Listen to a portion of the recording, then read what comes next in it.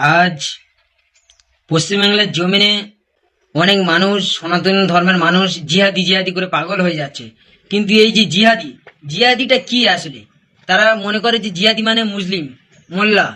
সেই জিহাদি তারা কোথায়? তারা যারা আজ জিহাদি জিহাদি করছে, আসামে বন্যাইতে বুড়ে গেছে, সেখানে হিন্দু ধর্মের মানুষেরা বুড়ে ভাসছে, সেদিকে কোনো খেয়াল নেই। আর এদিকে জিহাদি জিহাদি করে পাগল হয়ে যাচ্ছে। আপনারা এই ভিডিওটি দেখে নিন।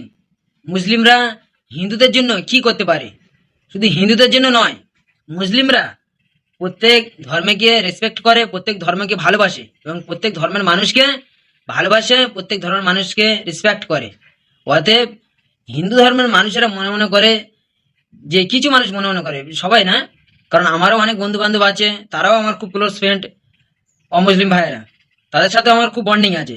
কিন্তু এই না যে তারা সব সময় জিহাদি জিহাদি করে। আপনারা এই ভিডিওটি দেখে নিন। মুসলিমরা নাকি জিহাদি, তাহলে হিন্দুদের তাহলে খাবার দিয়ে আসছে কেন? আপনারা এই ভিডিওটি দেখে নিন।